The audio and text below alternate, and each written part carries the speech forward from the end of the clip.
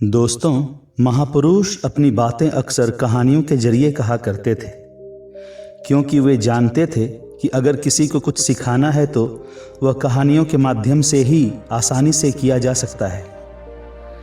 अगर कोई ऐसे ही ज्ञान की बातें करे तो कोई उसे ध्यान से नहीं सुनता जितना कि कहानी के जरिए सुनता है।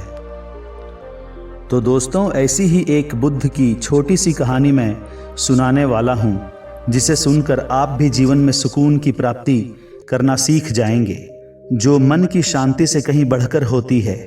लेकिन इसके लिए आपको यह कहानी अंत तक सुनना पड़ेगा। तो अपना काम खत्म कर खाली मन से बैठ जाएं, क्योंकि ज्ञान खाली मन से ही लिया जा सकता है। तो आइए कहानी शुरू करते हैं। एक शहर में एक व्यक्ति रहता था जो काफी शांत स्वभाव का और बोलने में विनम्र था। उसके इस स्वभाव के कारण सभी उसे बहुत पसंद किया करते थे। इसके बावजूद उसे जीवन में कुछ कमी महसूस होती थी। वह सुकून के पल तलाशता था। अपने इस स्थिति से उबरने के लिए वह एक बौद्ध गुरु के पास जाता है और गुरुदेव को अपना हाल बताता है। उसकी बातें सुनकर गुरुदेव मुस्कुराते हैं और कहते हैं, सुकून शांति के परे की स्थिति है, जो ध्यान से नहीं बल्कि कर्म से हासिल होता है। मैं तुम्हें अपने जीवन से जुड़ी एक कहानी सुनाता हूं, जिससे तुम समझ जाओगे सुकून क्या है। एक दिन घर आते समय मैंने एक खंभे पर हाथ से लिखा एक नोटिस लगा देखा। उत्सुकतावश मैं पास गया और वह नोटिस पढ़ने लगा। नोटिस में लिखा था, मेरे 50 रुपये इस सड़क पर कहीं गिरकर खो गए हैं। अगर किसी को भी वो नोट मिल जाए तो मुझे इस पते पर आकर दे दें। मुझे आंखों से ठीक से दिखाई नहीं देता, आपकी बड़ी मेहरबानी होगी।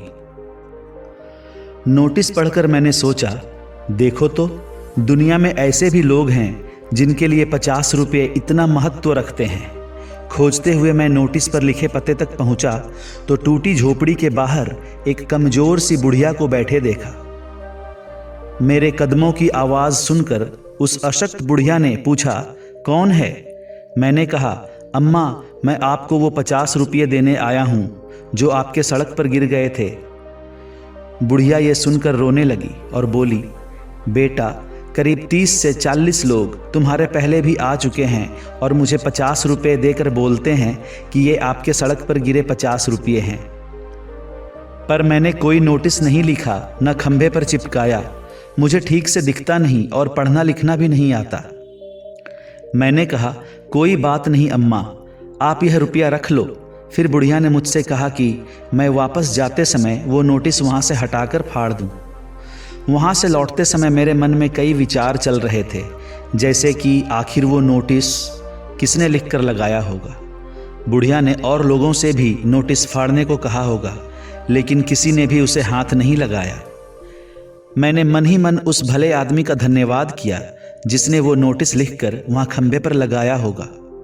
मुझे एहसास हुआ कि हमारे मन में मदद की भावना होनी चाहिए। उसे पूरा करने के कई रास्ते निकाले जा सकते हैं। वो भला आदमी भी बस उस बुढ़िया की मदद करना चाहता होगा। अपने ख्यालों में खोया मैं जा ही रहा था कि किसी ने मुझे रोका और कहा, भाई, ये पता तो बताना जरा, मुझे किसी के गिरे हुए 50 रुपये देने हैं। वो बौद्ध गुरु कहते हैं कि बुद्ध भी कहा करते थे कि दूसरों की मदद करने पर जो सुकून मिलता है वो मज़ा अपने मन की इच्छा पूरी होने में भी नहीं, क्योंकि खुद की तो एक इच्छा जैसे ही पूरी होती है उसकी जगह नई इच्छाएं ले लेती है और पहले वाली खुशी हमेशा बनी नहीं रह पाती।